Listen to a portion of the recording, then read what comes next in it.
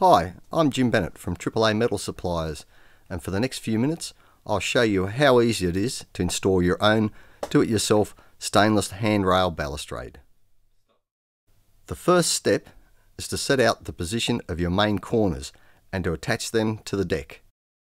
If you're attaching to a timber deck with a timber subframe, you can use suitable stainless screws, naturally after pre-drilling.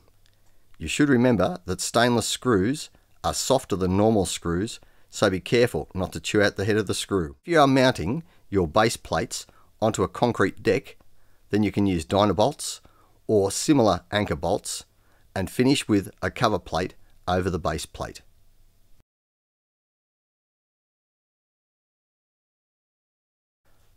Place your corner base plates in the required position. Next, mark where you will need to drill your pilot holes.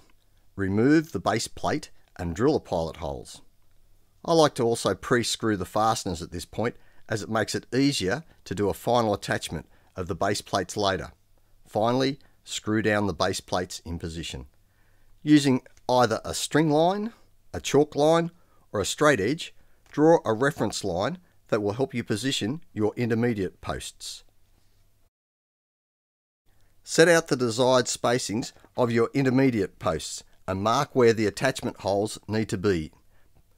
Just like your corner base plates, they need to be pre-drilled. Drill the pilot holes, pre-screw the hole, and then attach the base plates for the intermediate post. To make things easier for getting the correct handrail lengths, I now put on the dummy posts and position the handrail fittings.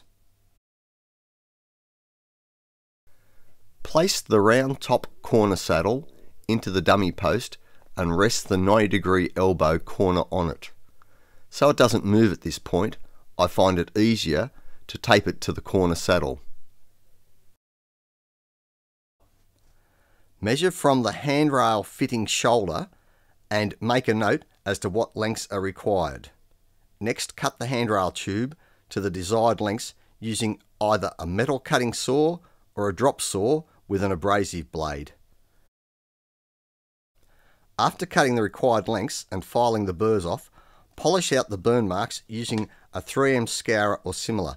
Never use steel wool, as this will contaminate the stainless and cause discoloration later on. Do a trial fit of the handrail and make any final adjustments if necessary.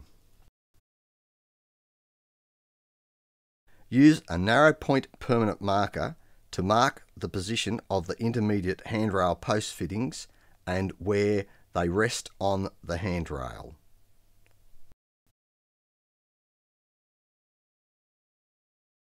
Remove the handrail and drill the respective holes for attaching the various rail and post support fittings.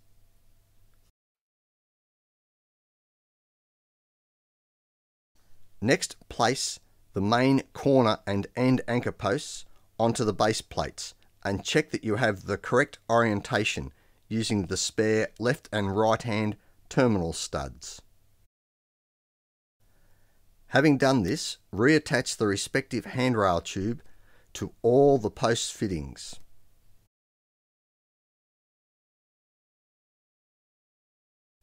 The final steps are those of attaching the wires to the anchor posts, having fed them through the intermediate posts.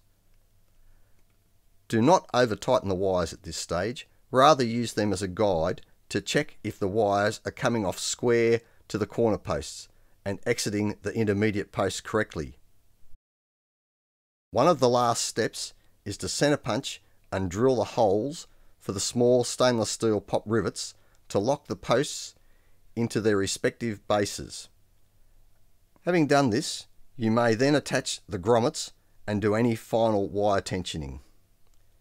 Your handrail should now be ready for cleaning and giving the wires a final coat of wax to help prevent dirt from becoming lodged in the twists.